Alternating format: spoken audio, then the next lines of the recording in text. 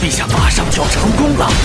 幼稚，我们的结界只是看似有限，实则是无限呐！在生与死的界限中，我们仍能抓住彼此，又怎会被你们的结界隔开？我能感受到他们在兴奋地欢迎我们。老臣，快！他想通过登仙路成神！我会将天启和这个世界一起毁灭。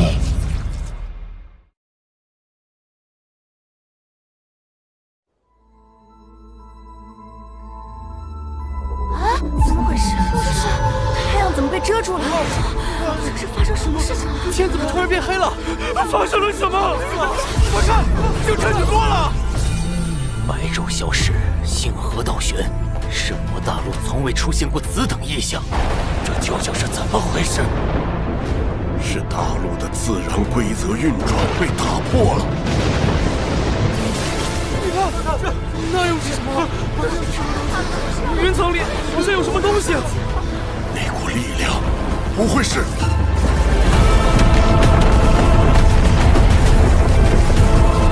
魔神术。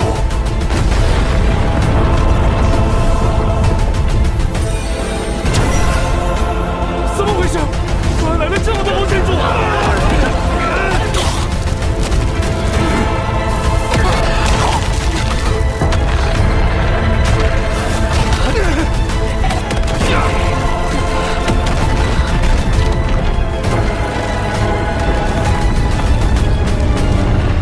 所有魔神术竟然再度同时出现，是魔神皇的威压竟已变得如此之强，就像是终于冲破了某种束缚，即将到达一个无法触及的层次，简直就像神明！这怎么可能？难道魔神皇真的已经成神了？如果真是这样，那将再也无人能阻止他，整个联盟，整个大陆就真的完了。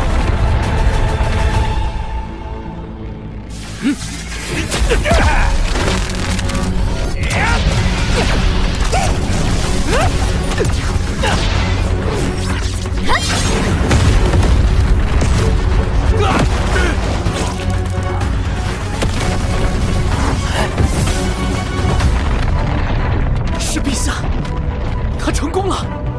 什么？那还没杀了这群小杂碎呢！不能坏陛下正事。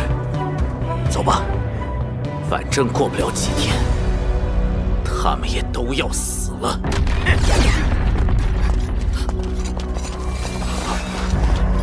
副团长，还好吗？他们这么轻易就离开，肯定是浩辰那边出事了。我们要赶紧去确认浩辰的情况。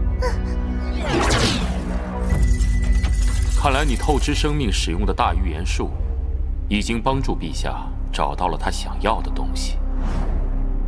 只要陛下能如愿开启他想要的世界，彻底注视奥斯汀格里芬，我们也能回到故乡。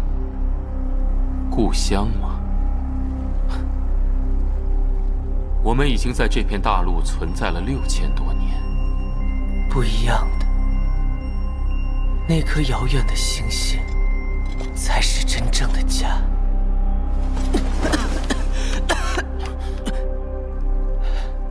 陛下离开前，将魔族一应事务交给了太子殿下。他现在情况如何了？我们都低估这位太子殿下了，他比我们所有人都要狠。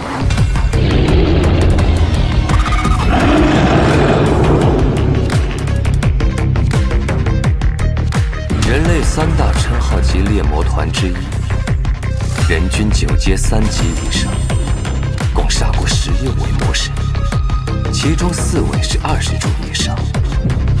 32年前，曾重创过第4柱死灵魔神萨利基纳。但你们还是输给了我。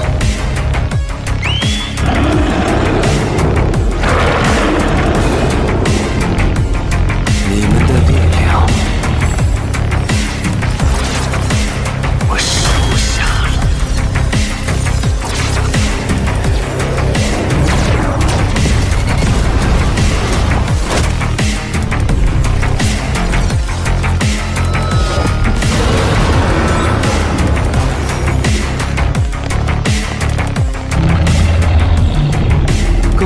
下获得了逆天魔龙柱的认可，实力大增。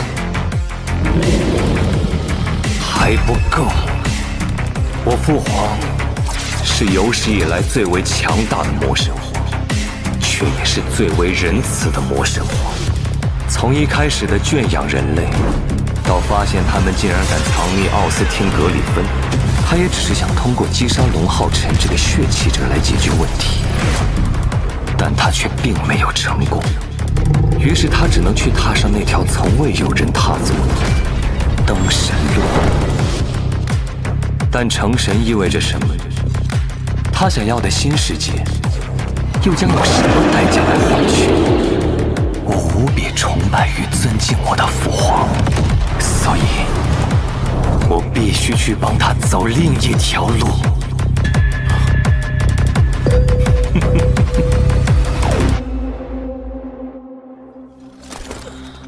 看来这次异象是魔神皇的一次宣告，梦幻天堂里一定发生了什么。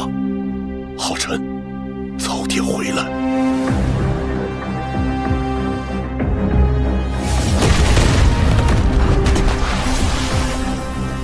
我绝对不会让你毁灭大陆。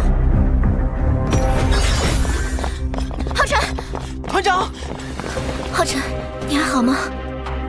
我没事，彩儿。没事就好。团长，我们飞了！还好，没生命危险。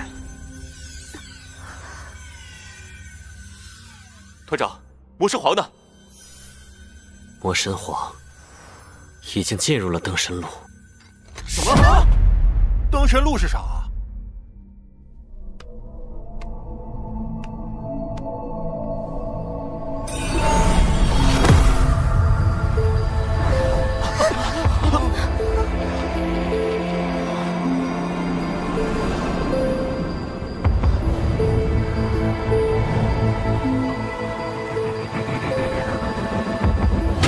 圣魔大陆曾经由神明庇佑，在那时，灵力达到100万的强者，如果想要成为神明，就必须通过神明的考验，这就是登神路，也是创世神规定的成为神明的唯一途径。直到6000年前，72根魔神珠冲破位面，降临圣魔大陆，登神路被摧毁，庇佑大陆的神明也相继消失。没人知道这一切是为什么。此后，圣魔大陆便不再有神，除了我一枚神格外，只剩下神残留的力量与投影。而魔神皇不知为何，竟能以我为媒介，进入登神路。一旦他成功走完登神路，他就是这个世界唯一的神，唯一的法则。即使任何抵抗都毫无意义。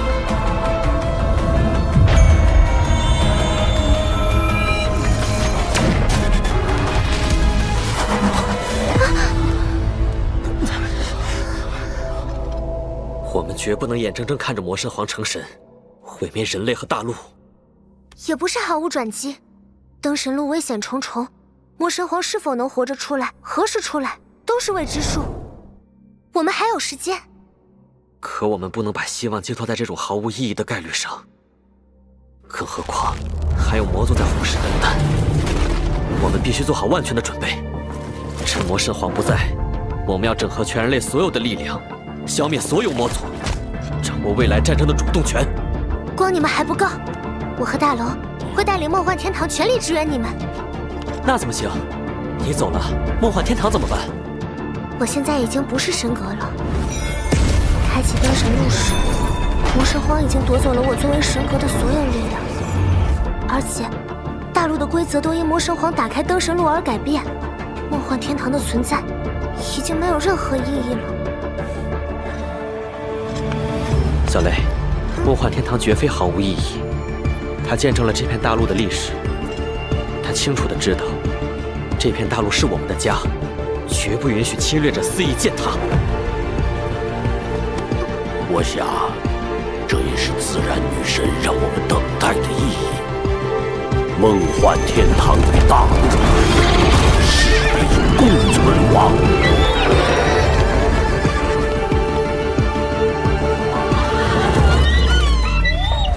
事不宜迟，我们立刻回联盟。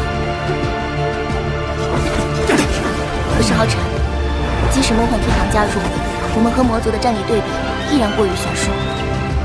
所以，我们要回一趟圣城，去见一个人。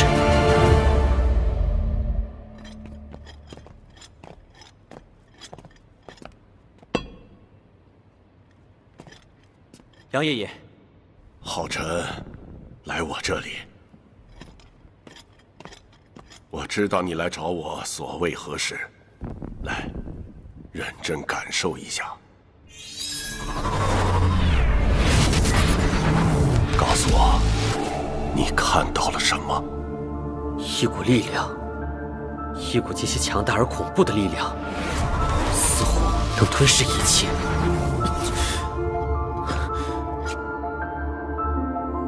杨爷爷，那就是那股力量吗？它到底是什么？你既然已获得永恒与创造之神印王座，想必你也已经见过它了吧？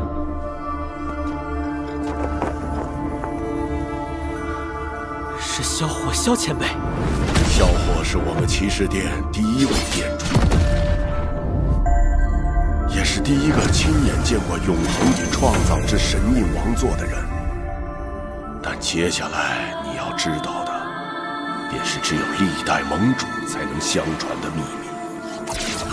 那是6000多年前，永恒与创造之神印王座降世之时，还打开了一扇门。根据萧殿主的记载，在神印王座的感召下，他得知了那门后还有另一片神秘的境地，被称之为无限星域。那无限星域中蕴藏着关乎整个圣魔大陆存亡的规则之力，若能获取，相当于拥有了整座大陆的掌控权。整座大陆的主人，但能被允许进入星域的人，只能是永恒与创造之神印王座的主人，而其他任何生物擅自闯入，则会被规则之力惩戒，剥去肉身，只剩魂体，再无归来的可能。是因为那规则之力非凡人所能得吗？这就非我们所知了。我明白了，杨爷爷，既然我是唯一可以进入的人，就由我去星域，将那股最强的力量带回来。不仅是那股力量，你还需要去唤醒那些永恒英雄们。永恒英雄？龙浩辰，人类的闪耀，正是因为我们拥有超越万物的勇气和决心。过去数千年，即便没有永恒与创造之神印王座，人类英雄们仍旧选择主动舍弃肉身，化为永恒英雄进入星域，为人类探寻真相与答案，即便再也无法归来。萧火前辈，恕有萧前辈，还有叶无伤前辈，原来你失踪后是进入了这里。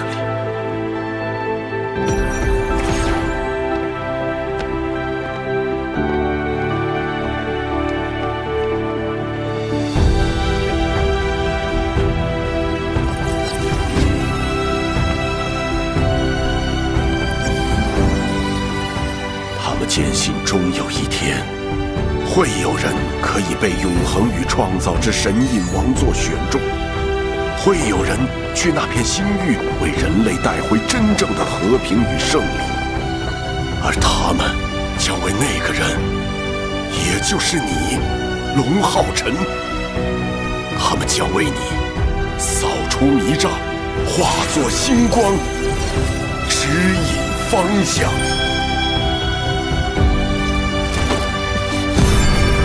永恒英雄们，我一定会带你们。回家。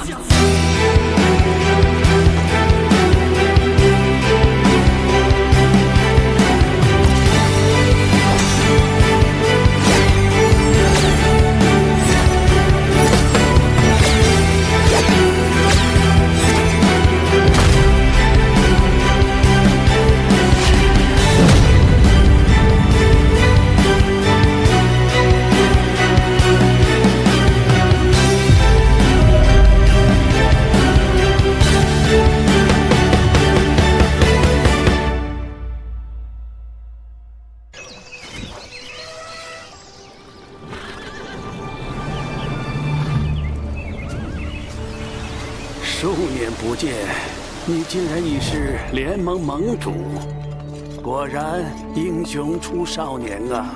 还要感谢此前前辈的照顾。就是此处了，将你的盟主令拿出来吧。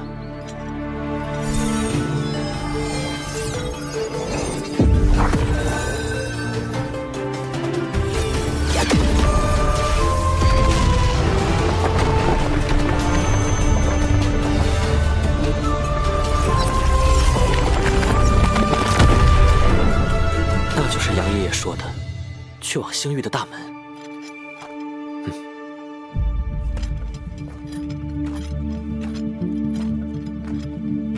那门内对普通人而言，便是天人永隔的分界。为避免万一或伤及他人，需9阶强者才能解除最后的屏障。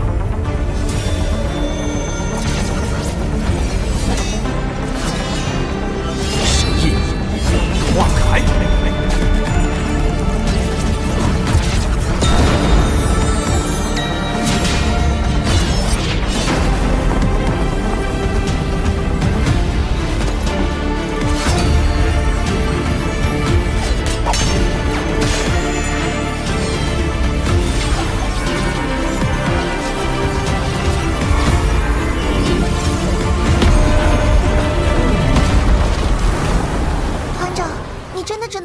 去吗？浩辰，我们对那片星域一无所知，你一人进去。是啊，团长，毕竟这一切都只是传说记载。别担心，我能感受到王座的力量，与那片星域有某种呼应。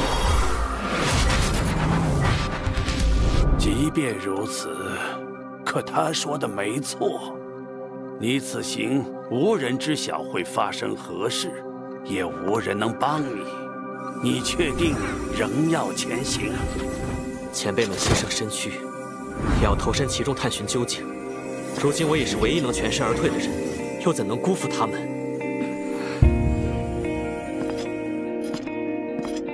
彩儿，照顾好大家，等我回来。你自己一个人也要多加小心。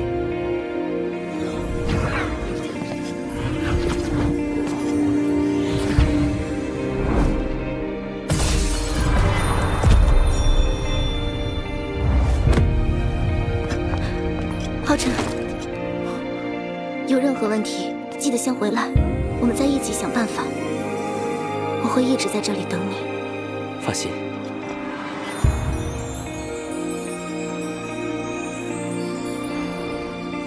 彩儿，我不会再丢下你一个人了。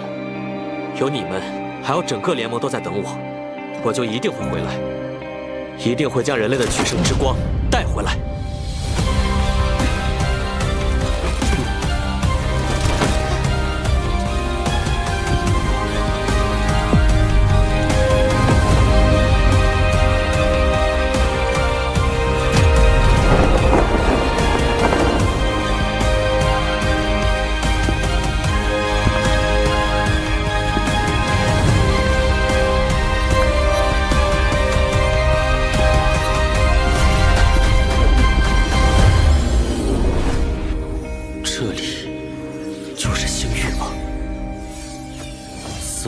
脱离现实秩序的空间。孩子，是谁？这里还不是星域，而是供后来者做好准备的永恒通道。你即将前往的星域，是宇宙中最混乱和危险的地方。这是星域中的怪物，堕落半神。他们使用星域中的规则之力进行战斗，每一个都有着不弱于9阶5级的实力。别急，永恒通道中发生的一切，皆为星域的投影。投影。多年以来，我们就是在星域中与这些堕落半神战斗，争夺规则之力，无休无止。堕落半神，无休无止。前辈。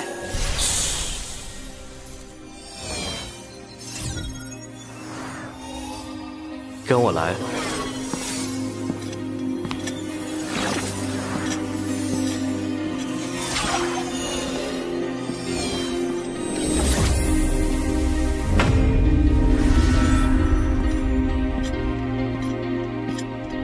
这周围的每一座星碑，都代表着一位抛却肉身，进入星域的永恒英雄。至今为止，一共63位。 这就是你的行为。把手放上去。这股力量，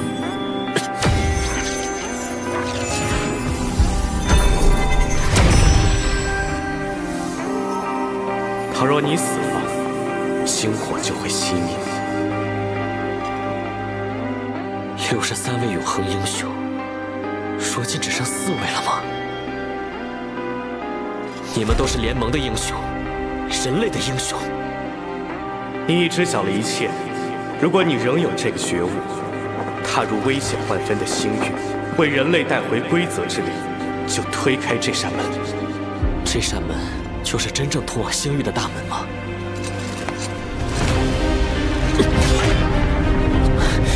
？2个位面的纠缠，似乎让这扇门重达万斤。但我定要像众多前辈那般。 为人类带回胜利之光，哪怕付出一切代价。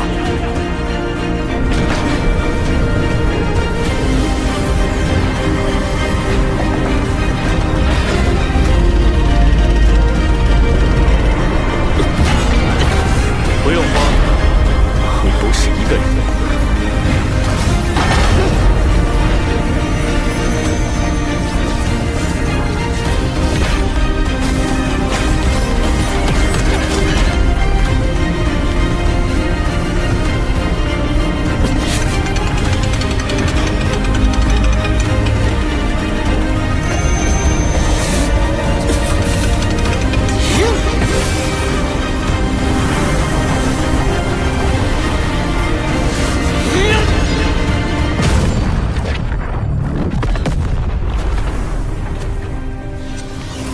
前辈，你们到底在哪里？我又该怎么找到你们？我们也不知道啊，星域太大了。不过，我们可是等了你数千年呢。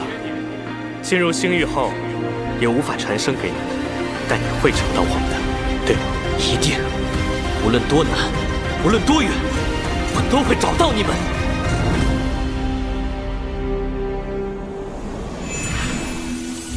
那我们就先在骑士圣山等团长吧。好主意，没有团长的消息，我去哪儿都不安心。请问前辈，这圣山可有适合修炼之地？你们看，那是什么？大白天的，怎么会突然闪烁星光？不对，骑士圣山一直被保护隐蔽，怎会突然有此异象？这是韩宇，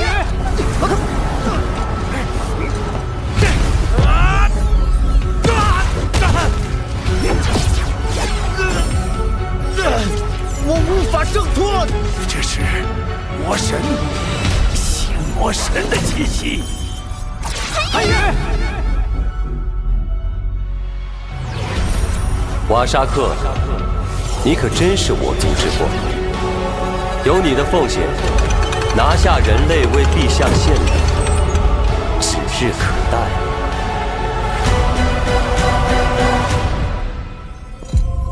当魔神皇踏入灯神路那刻起，阿宝明白，属于他的时刻已然到。他利用魔族继承人，魔神皇离开后，魔族统领人的身份，要求新魔神为他开启一个名为星域死斗场的游戏。即便这会折损新魔神的寿命，甚至更大的代价，但人类的确迎来了前所未有的毁灭性危机。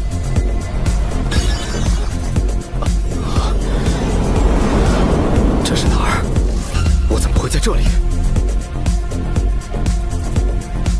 这是魔族领地吗？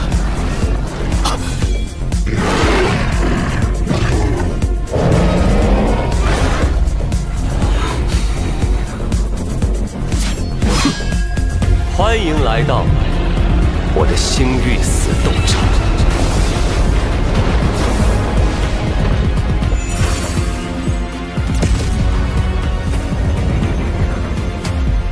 小雨，这到底是什么？这是有什么战事？怎么回事？韩宇怎么会突然被召唤去那里？而且，我们也感应不到他了。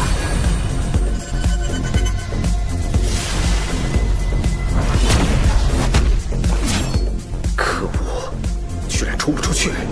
这个星域死斗场到底是什么东西？没人知晓星域死斗场的来由，它就像是阿宝的杀戮乐园，一旦被选中，就无法逃脱。数千年了，我们伟大的魔族一直圈养着这些渺小的人类，只因他们是我们的口粮，才让他们苟延残喘地活着。但如今，看看他们都干了什么好事！5年前，他们竟然掌握了奥斯汀格里芬毁灭的力量，击碎了我们第1根魔神柱。自那以后，他们更加肆无忌惮，连续斩杀了我们数10位魔神，2根魔神柱。这简直是我们伟大魔族降临圣魔大陆以来最屈辱的时代。而现在，我们伟大的陛下已经走上了登神之路。待他成神归来，整片大陆的规则将会被重新改写。那么现在，我们难道不该将我们受过的屈辱找回来？感谢星魔神瓦沙克，他不惜一切代价，利用星辰之力，为我们打造了这个与世隔绝的星域死斗场。接下来，在陛下归来之前，我们可以利用星域死斗场，随机将可恶的人类召唤至此，与我们魔族的伟大魔神战斗。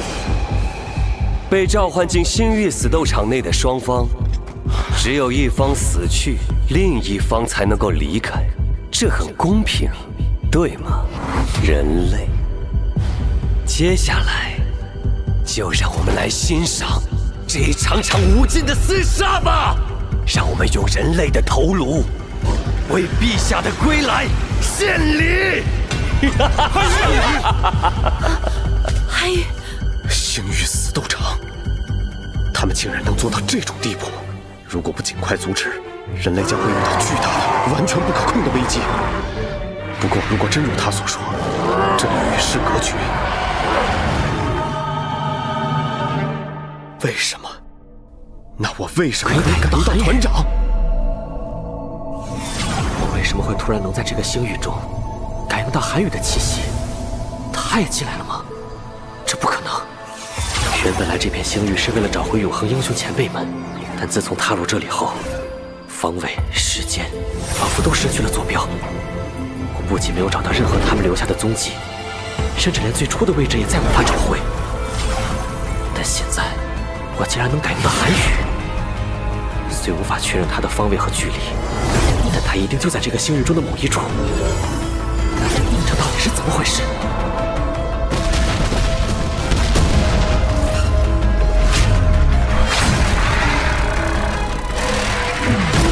这是斗罗半神。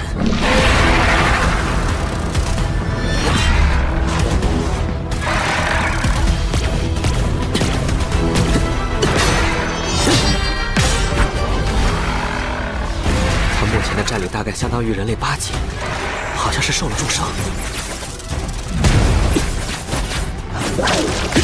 但为何我的进攻仿佛对他毫无效果？那些伤害是怎么造成的？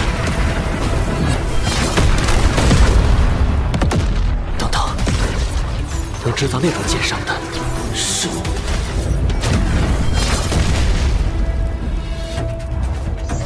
叶无伤前辈。看来是叶无伤前辈曾来过这里，也许他就在附近。既然如此，那就利用叶无伤前辈留下的那道剑伤，将他击毙。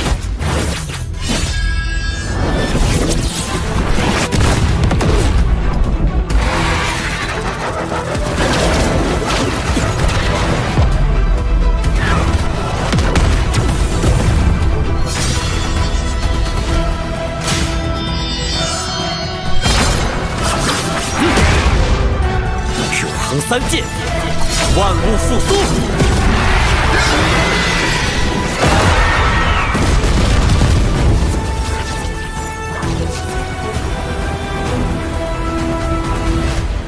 这就是杨爷爷说的规则之力。那无限星域中，蕴藏着关乎整个圣魔大陆存亡的规则之力。若能获取，相当于拥有了整座大陆的掌控权。我能感受到，在这片星域内，规则之力似乎可以做到任何事，甚至是带我找到叶无伤前辈。但现在韩宇情况未知，我必须先确认他的安危。带我找到韩宇。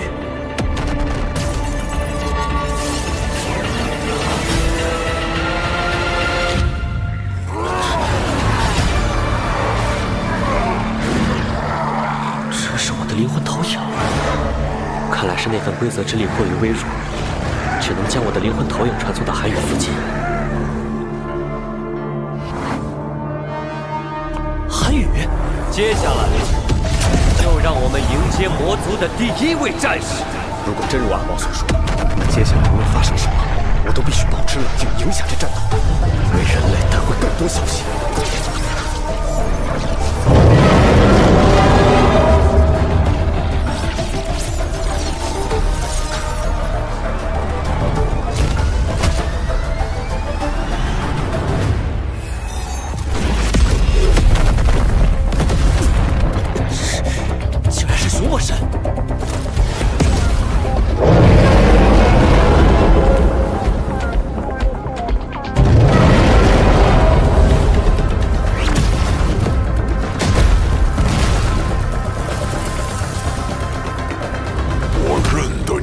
小子，你是那支猎魔团的人，杀了我女儿华丽莎的罪魁祸首，真是有缘呐！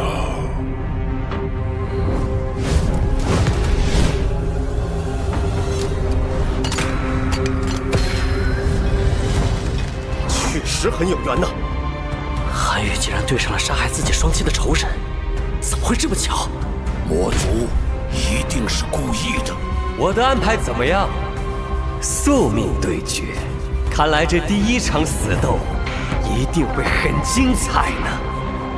从你身上，我还闻到了一股熟悉的味道，不会是你妈妈的吧？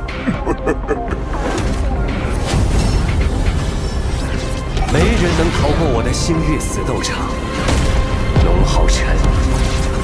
我会将你在意的所有人类都拉进来，让你眼睁睁地看着他们死在你面前。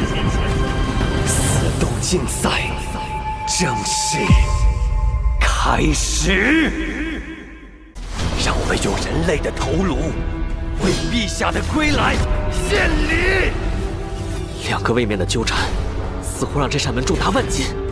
接下来无论发生什么，我都必须保持冷静，影响着战斗，为人类带回更多消息。一定要像众多前辈那般，为人类带回胜利之光。这就是杨爷爷说的规则之力。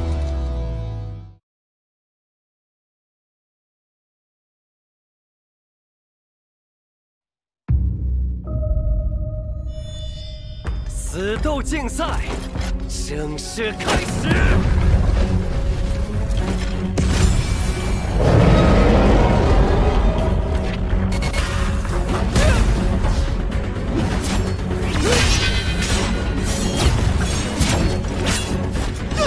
太弱了，这种不痛不痒的攻击，你们是怎么杀了我的华丽莎的？既然如此，我要让你见识一下身为父亲的复仇怒火。第6主凶魔神华丽符，也被称为战争魔神，擅长在重力加持下打出极为爆炸的攻击，破坏力极大。20年前，凶魔神带兵围困玉龙关，小雨的爸妈率关内36万将士，鏖战3天3夜，死战不回。等援兵赶到时，关内将士仅余不到100人。玉龙关万年不化的冰雪被尽数染红，那也是6000年来玉龙关损失最为惨重的一次战役。从此，凶魔神也被列为对6大关隘来说危险程度仅次于魔神皇的魔神。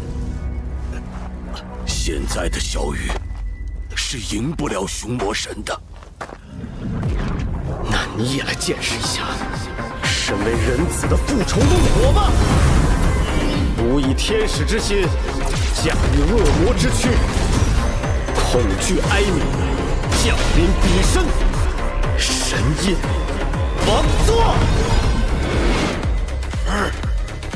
恐惧与悲伤之神印王座。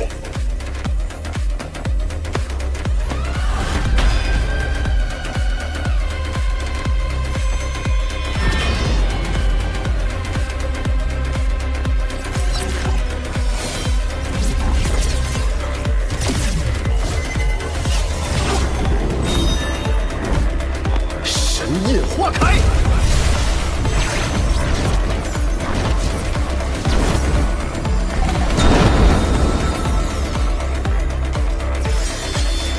暗意绝才！这下还算有点意思。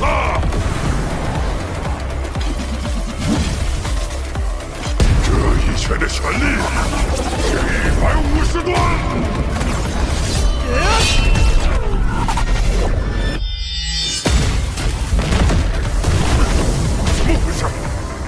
韩语的恐惧与悲伤之神印王座在攻击时会附带恐惧震颤，使对手战意退去，一切能力的效果都将减半。在神印王座的加持下，韩语原本的灵力也被提升到了60万，和凶魔神持平。有希望！这一天足足等了20年。凶魔神华丽符，今天我就要为他们报仇！报仇，真是好大的口气！那是他的魔神柱。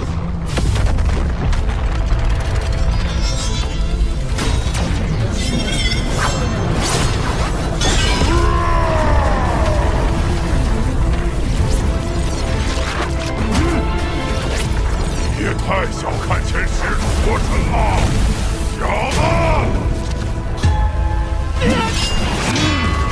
攻击对他没有效果了。这一拳的全力200吨。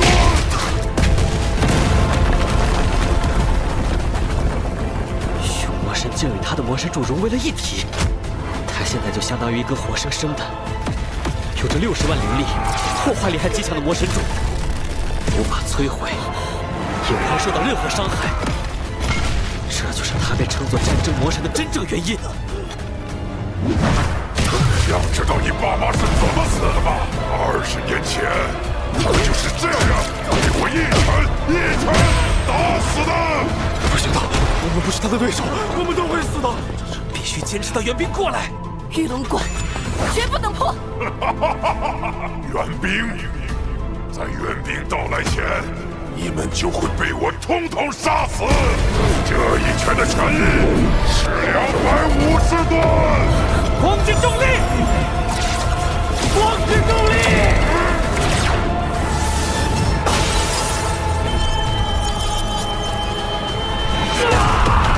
这不是有神翼王做护体，韩愈可能撑不过熊魔神3拳。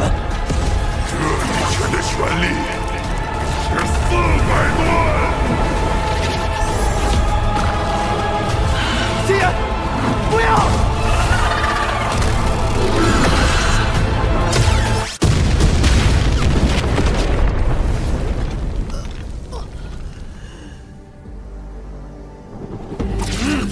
结束了。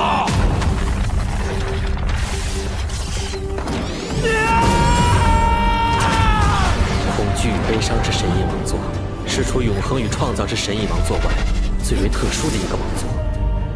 在极致的光明之中，封禁着流传自上古的恶魔之力。纯粹的光明无法唤醒这份力量，纯粹的黑暗也会被光明所排斥。想要驱使那份不属于人类的强大力量，只能燃烧最为纯粹的光明之力，也就是先天内灵力。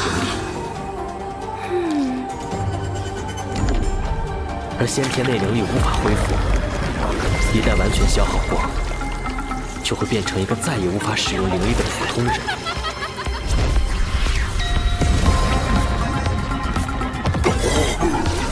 我内心无法消除的悲伤与愤怒，疯狂与仇恨，我内心的所有黑暗，都是来自于你。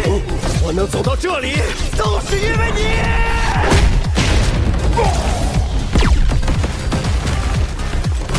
什么力量？他怎么突然变得这么强？该死！就凭你，也想赢过前10族？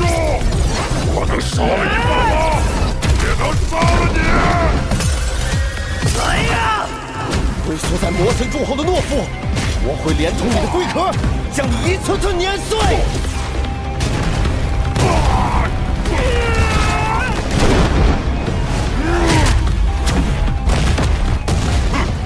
强弩之末，我看你还能撑多久？足够送你下地狱了！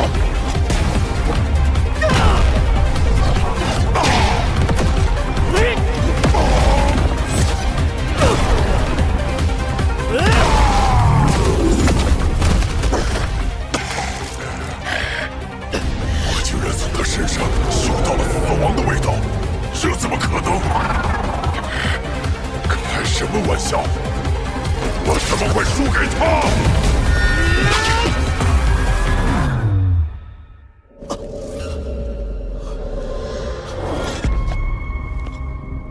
这是玉龙关。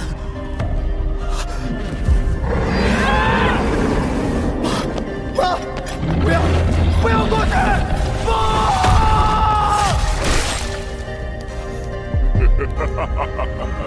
还好我有收集我杀过的所有人类临死前的片段，慢慢欣赏的好习惯。你应该感谢我，让你临死前还能再见到你爸妈。怎么样？他们的惨叫声是不是非常的好听啊？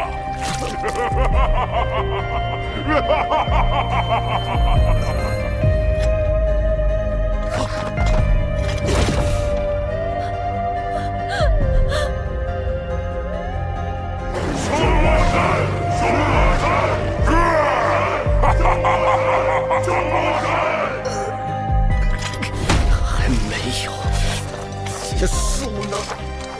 你竟然还没死！我发过誓，即便付出生命，付出一切，也要杀了你！就凭你现在半死不活的样子吗？开什么玩笑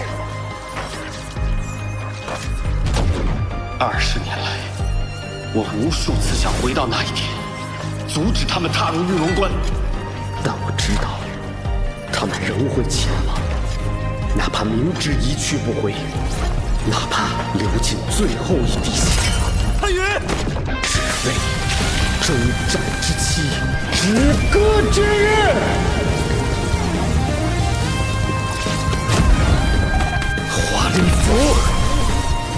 天，你必死无疑！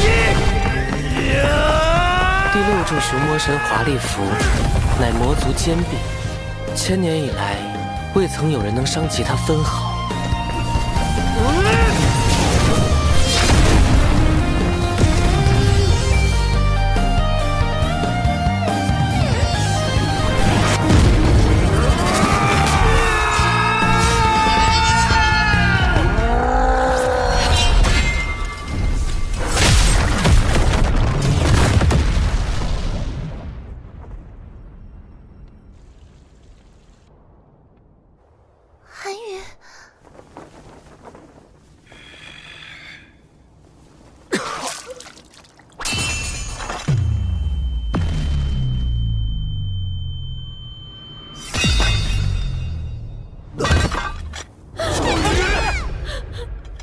对局结束，人类死亡，魔族胜。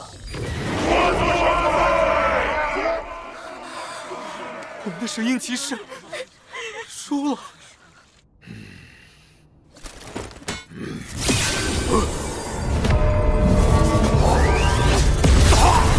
用我的生命为代价，为你种下恐惧之种。你将血肉湮灭，魂飞魄散。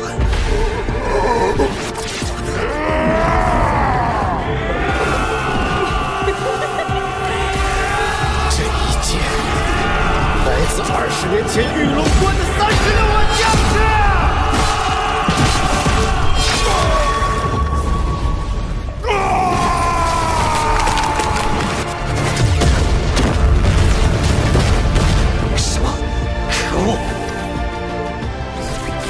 神死了，魔族的千年坚壁被破了，是我们赢了，是我们赢了。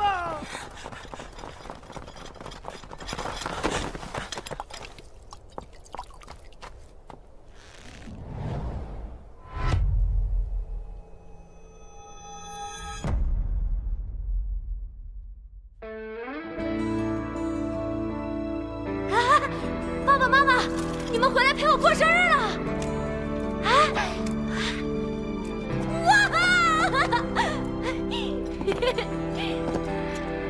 这就是小雨说的惊喜吗？看来我们小雨以后会是一个大雕刻家呢。对不起，爸妈，我没有成为你们期待中的样子。我的手握住了剑盾，长了很厚的茧子，再也拿不起雕刻刀了。训练很辛苦吧？你的爷爷并不是一个善于表达的人，你也一定受了很多委屈吧？在爸妈离开后，小雨还是成为了一个正直善良的人，没有被仇恨吞噬。爸妈很为你骄傲。小雨还记得爸爸说过的吗？每块石料都会有2次生命，第一次是被自然锤炼，第2次是被精心雕刻。你的第1次生命被父母的仇恨所累，但如今这份枷锁已被你斩断，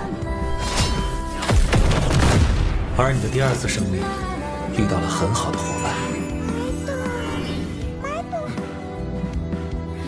在你放弃自己的生命之时，他们从未放弃。爸妈真的很为你感到高兴。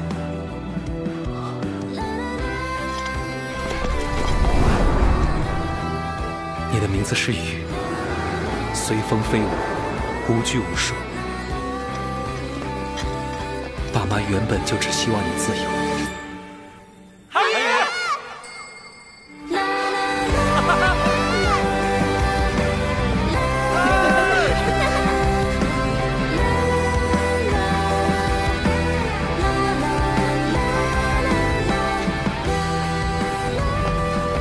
好孩子，你的第2次生命该像鸟儿一样的飞。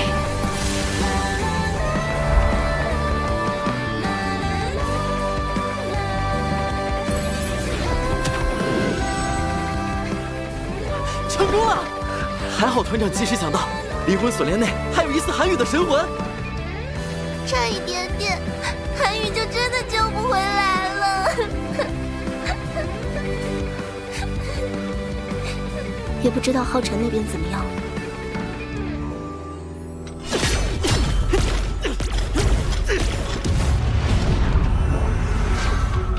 阿宝，不要再做徒劳的挣扎了，龙浩辰，这才是第一场。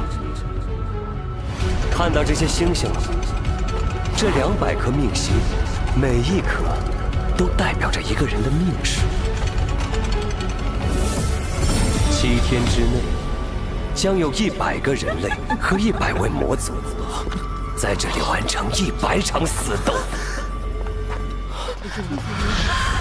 这将是一场杀戮的狂欢。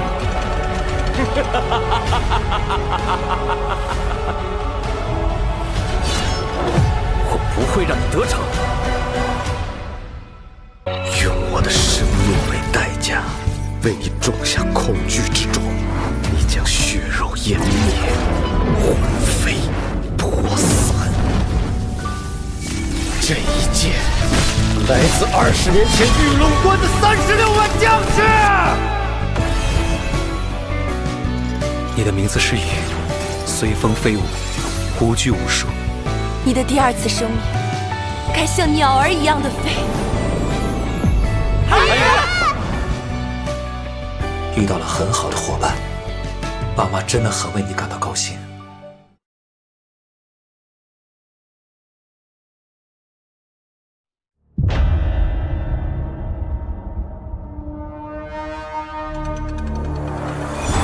7天之内，将有100个人类和100位魔族在这里完成100场死斗。这将是一场杀戮的狂欢。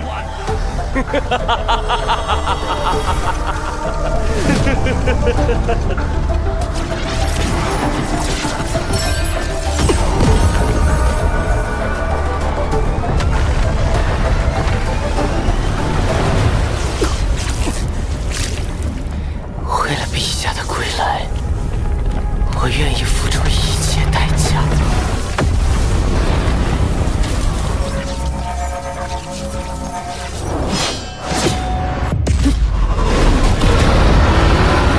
一定会阻止这一切，破坏星域死斗场。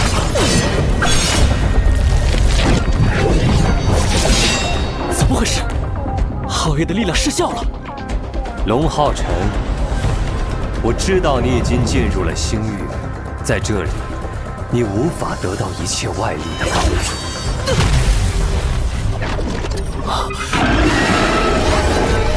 我和皓月之间的联系被屏蔽了。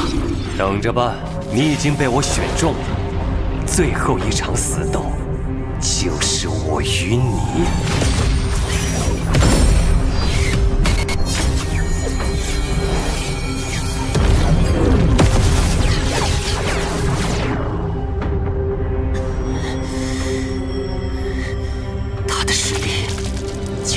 到了9阶巅峰，这一击不仅毁掉了我的灵魂投影，甚至还要继续追击我的本体。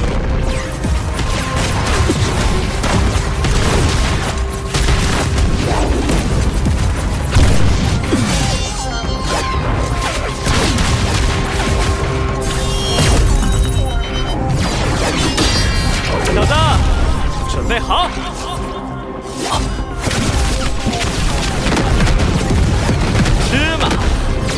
芝麻，开门！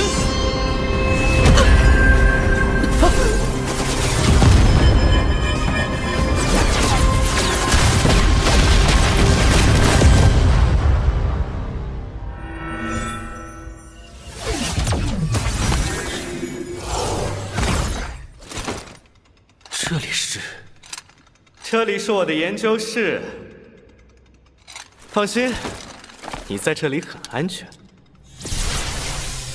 这个声音，前辈，你们到底在哪里？我又该怎么找到你们？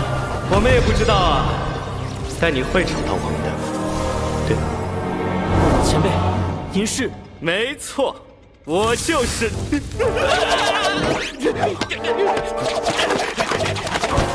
有了！好险，差一捏捏就完蛋了。前辈，在永恒通道的声音是您吗？没错，自我介绍一下，我叫叶三迷。叶三迷前辈，原来是您！哎，先等等，圣功一中3回，光明神卷120点先天内灵，20多岁就达到了9阶6级。这颗心脏有点意思啊，我居然都看不明白。不愧是被永恒王座选中的人，龙浩辰。介意我抽点血做研究吗？一点点就好。叶三迷前辈，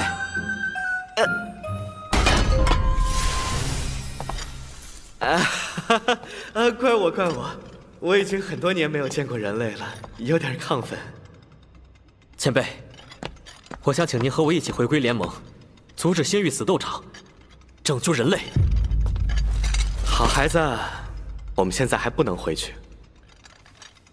你知道魔族为什么要开启星域死斗场吗？答案就在这里。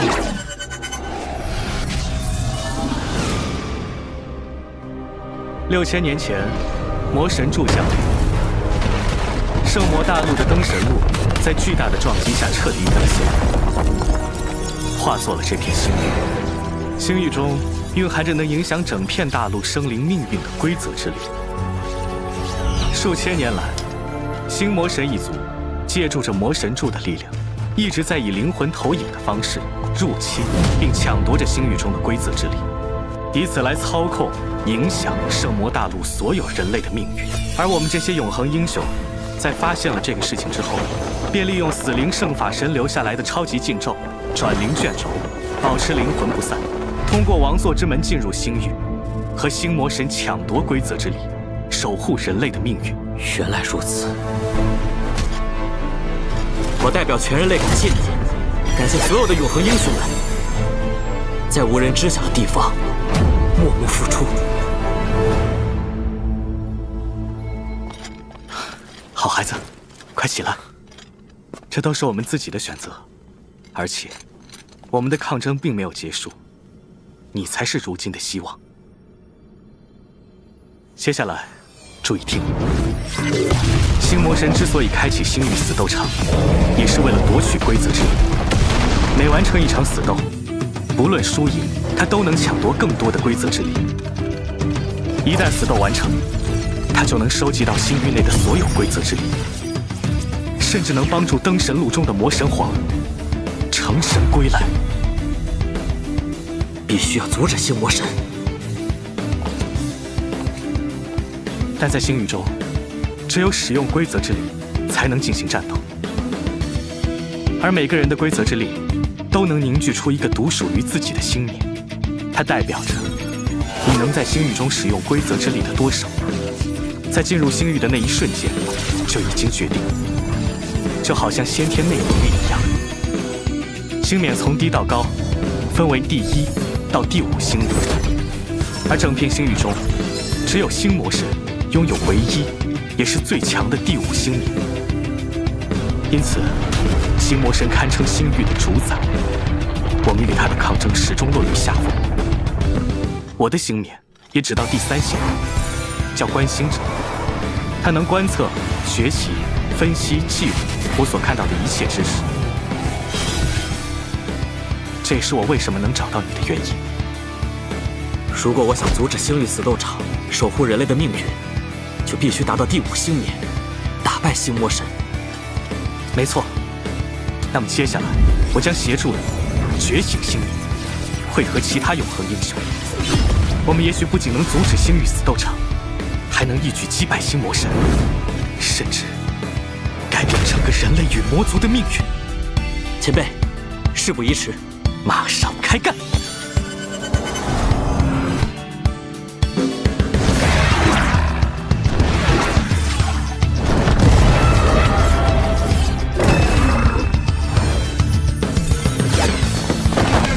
这个丑八怪就交给你了。堕落半神，梁闪闪，给我，给我！他的威压堪比100万灵力。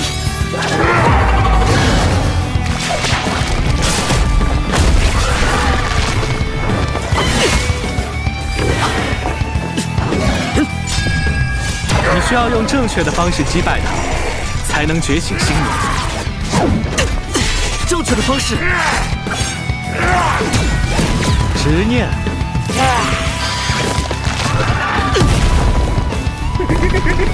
梁闪闪，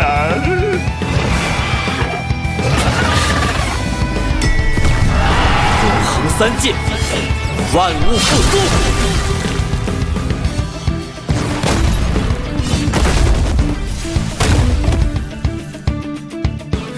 什么？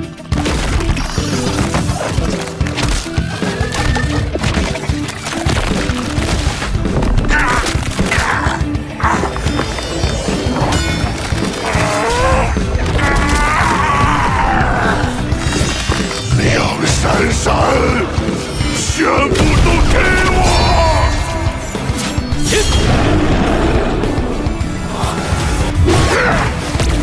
小心了，他大概是上强度了。你的力量似乎都源于他的执念，执念越强，爆发出来的力量越强。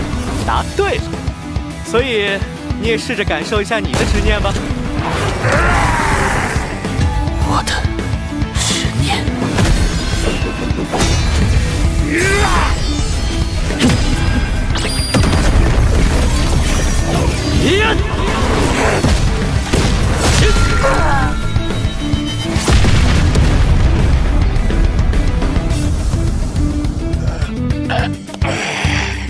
我的攻击对他起效了，不错不错，看来你已经明白了。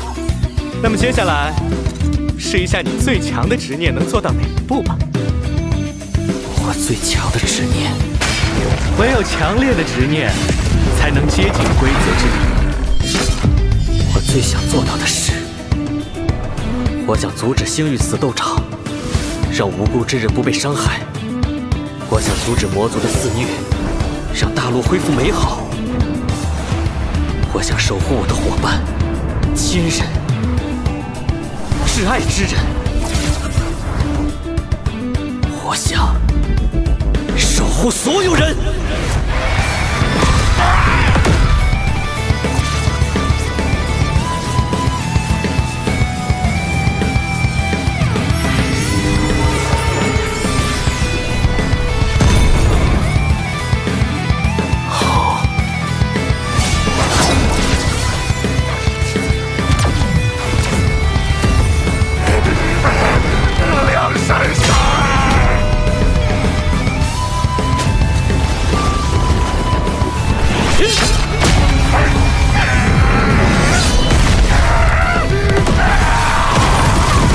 看着漂亮，觉醒的挺快嘛。我感觉到，现在的战斗和之前已经大不一样了。这就是星冕的力量。那我是第几星冕？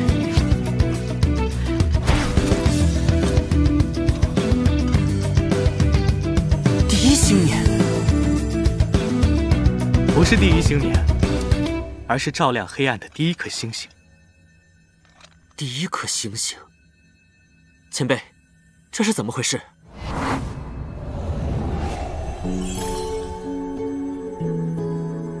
叶三米，既然你的星冕之力是观测者，那你便留在这里，为后人指引方向，成为他们的灯塔。小虎，我们真的能赢吗？几千年了，从没有人类能达到第5星冕。也许我们永远无法战胜星魔神。正因如此，坚持才有意义啊！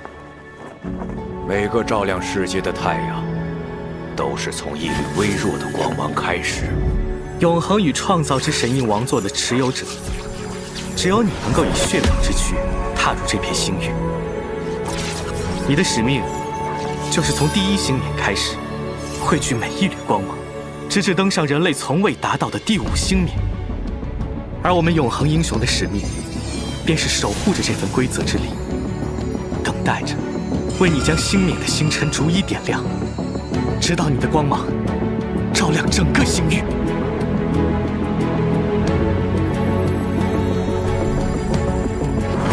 我的星冕名为晨曦之光。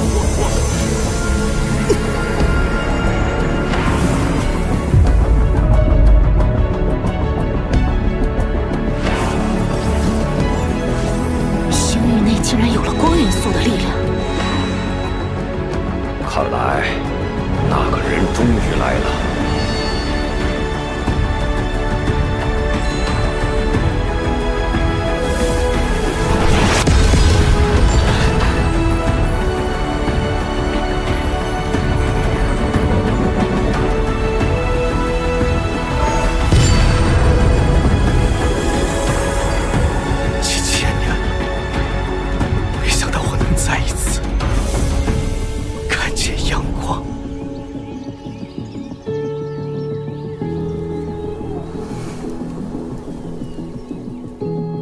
接下来，你需要在星域中找到其他3位永恒英雄，升级你的星域，带着我们的力量，去拯救圣魔大陆吧，龙浩辰。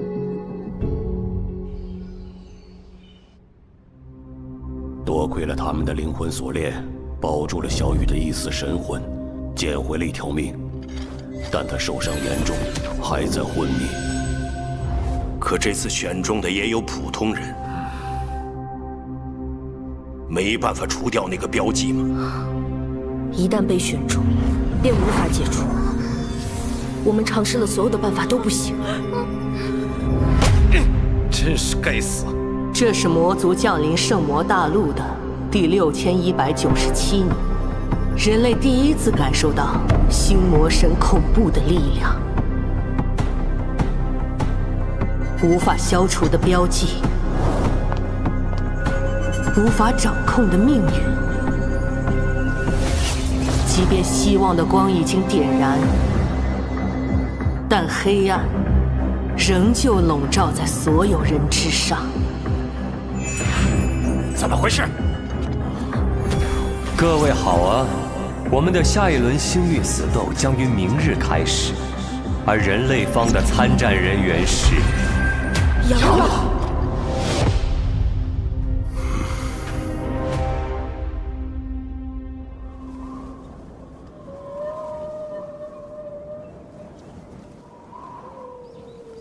走吧。杨爷爷，杨爷爷，等等我！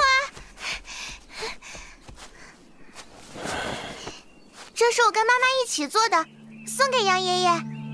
杨爷爷，您一定要平安回来哦。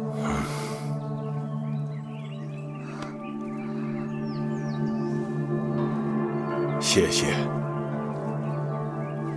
我会保护好他。妈妈，杨爷爷会赢吗？